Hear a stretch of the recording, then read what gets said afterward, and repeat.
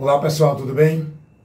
Quero fazer um comentário dentro de uma observação para que a gente possa ser prudente e analisar a nossa vida, nossos conceitos, nossos princípios, valores, o princípio da nossa fé, aonde estamos, qual é a base, qual é o alicerce que a nossa fé está apoiada.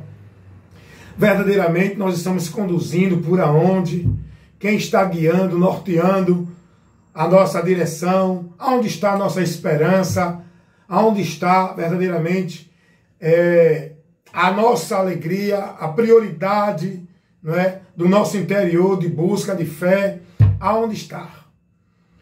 Meus amados irmãos, eu fico observando muito aí as postagens, os comentários, as pessoas vivendo dentro da sua vida formal, nos seus grupos, dentro de suas igrejas, instituições, aonde a gente vê as pessoas, uma homenageando a outra, uma elogiando a outra, cada um no seu satisfatório, dentro dos seus grupos, nos seus meios, vivendo os seus poderes, vivendo suas manifestações de Deus, vivendo suas vidas de unção, de presença, de poder de Deus, dentro das suas instituições.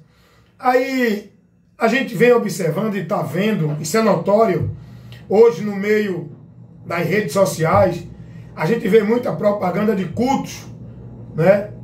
No meio das redes sociais, no Face, no YouTube, no Instagram, no Zap, no Message, Kawaii, as pessoas fazendo propaganda dos seus cultos em suas igrejas. E aí coloca lá os slogans, foi poder, Deus se manifestou, é tremendo, é a presença de Deus e tal e tal. E o que hoje a gente vê é uma conformidade, é uma situação de satisfação entre cada grupo vivendo a sua satisfação, a sua comodidade, a sua conformidade, sua liturgia, sua fé, seus princípios, não é? Suas práticas, seus rituais, seus cultos de poder, de graça. Gente, mas nada disso nos faz verdadeiramente ser de Deus. Nada disso nos faz verdadeiramente estar sendo morada de Deus. Isso não é o parâmetro, isso não é o meio de que Deus está presente no nosso meio, de que Deus está presente nas nossas reuniões, de que Deus está manifestando poder, graça. Isso não é o parâmetro, meus irmãos. Eu tenho observado muito hoje nos cultos as pessoas vivendo suas conveniências, suas satisfações um com o outro. É muita palavra de elogio, é muita homenagem, é muita satisfação, é muito amor um com o outro, dentro de suas instituições, seus ajuntamentos, não é? Suas igrejas, seus grupos. Mas será que isso é o Evangelho? Será que isso é a vida com Deus? Será que isso é a comunhão verdadeira dos cristãos, discípulos de Cristo? O que nos leva a ter a comunhão não é uma instituição, não é uma vida social, não é um ajuntamento dentro da igreja. O que nos leva a estar em comunhão é a fé, é a esperança, é a doutrina, é o Cristo ressurreto, é a esperança nele. Nós temos comunhão dentro da doutrina, da palavra, da esperança de fé. Porque comunhão dentro de ajuntamento, de igreja, instituição, os testemunhos de Jeová têm, os católicos têm, os espíritas têm, os mormons têm, os muçulmanos têm, todos eles vivem também, esses grupos religiosos, todos eles vivem sua comunidade, vive seu amor entre eles, vive sua comunhão de fé, vive seus rituais, suas práticas de fé dentro das suas instituições, guardando as observações, as ordenanças, as devoções, consagrando sua vida, cumprindo e obedecendo tudo que se manda dentro das religiões. Todos os grupos vivem isso. Mas qual é a diferença do cristão? Qual é a comunhão que a Bíblia nos ensina ter um com o outro? Qual é a congregação que a Bíblia orienta aos membros não deixar de congregar para crer? Qual é o objetivo que a palavra de Deus nos ensina a não deixar as nossas congregações, que não é igreja, são os ajuntamentos dos cristãos em qualquer lugar? Não é especificamente, singularmente numa igreja instituição. O povo de Deus e santos tem que congregar, independente de qualquer local. Precisamos congregar na casa, na rua, na praça. Isso fala de momentos de comungar a fé, se unir, reunidos para comungar a esperança, a fé, a promessa. Então, qual é o motivo pelo qual a Bíblia nos ensina a congregar? Só pelo fato de se juntar? Só pelo fato de estar vivendo a formalidade dentro da instituição? Tem que ir? Essa não é a comunhão dos santos. A comunhão dos santos, ela é direcionada, balizada, alicerçada pela palavra. Eu tenho comunhão com aquele que está em Cristo, tendo a mesma fé, a mesma esperança, submisso à mesma doutrina, guiado pelo mesmo Espírito, dentro da mesma promessa, buscando o mesmo objetivo. Eu só posso ter comunhão com os santos que estão na luz.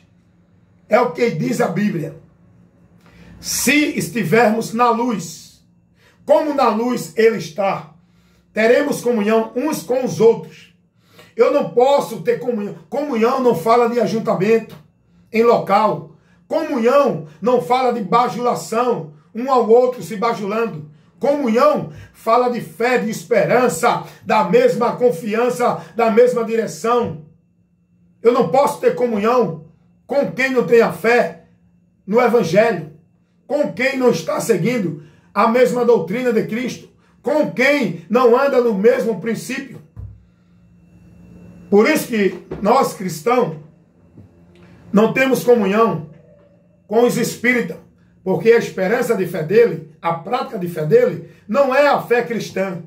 Por isso que nós, cristãos, não temos comunhão com os católicos que estão na doutrina católica, porque a prática de fé dele, a regra de fé dele, os conceitos, a doutrina dele, não é a de Cristo.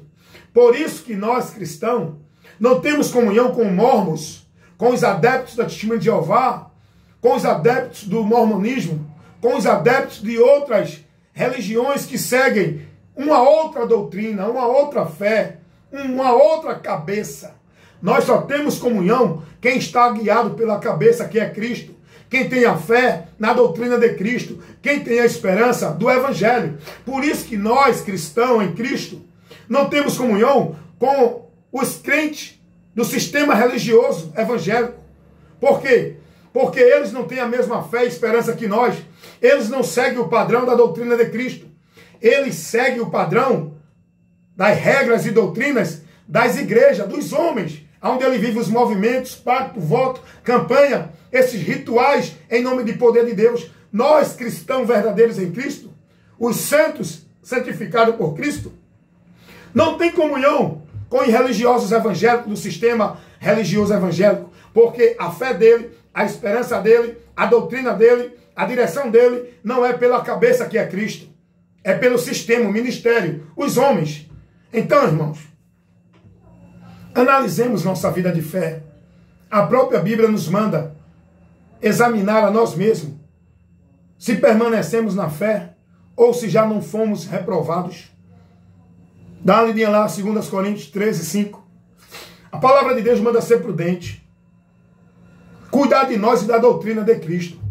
Não pense que esses ajuntamentos, que esses movimentos de igreja, isso leva ninguém a estar na presença de Deus. O parâmetro, o princípio, a base, o meio para termos a certeza de que estamos em Deus é a palavra. Por isso que nós temos que ser prudentes em analisar a palavra. Muita gente vai se decepcionar, porque estão vivendo a emoção, o satisfatório, a social, a formalidade, os ajuntamentos. Isso não prova. Isso não é a garantia. Isso não é o princípio, o parâmetro e o meio para ninguém estar na presença de Deus. Cuidado. Cuida de ti e da doutrina, porque fazendo isso te salvarás. Cuidado, muitos vão se decepcionar, porque não estão sendo prudentes na fé. Estão conformados com o evangelho anátema, vivendo a religiosidade, um culto de adoração a Deus vã, perdidos da presença de Deus, sem o entendimento de Deus, seguindo doutrinas que não é a de Cristo, mas é doutrinas de demônios. Porém, seja prudente. A garantia de que você é de Deus, a garantia de que você está em Deus, a garantia de que você vai ser levado para Deus, a garantia de que você está na bênção de Deus, não é a sua igreja, não é a sua congregação, não é o seu satisfatório dentro das sociais, nos ajuntamentos solenes, nas instituições. A garantia de que você está em Deus é a sua mente voltada para a palavra, guiada pelo Espírito Santo, pelo qual nos sela e nos dá a certeza e a alegria da salvação. Porém, que Deus nos abençoe a todos, em nome de Jesus. Todos vocês, meus irmãos, em qualquer lugar deste mundo, desta nação, desta cidade, deste bairro, devemos estar em comunhão um com o outro, na mesma fé, seguindo o mesmo Senhor, na mesma doutrina, com a mesma esperança, guiado pelo mesmo Espírito. Amém? Essa é a comunhão que Deus nos orienta a estar e ter um com o outro.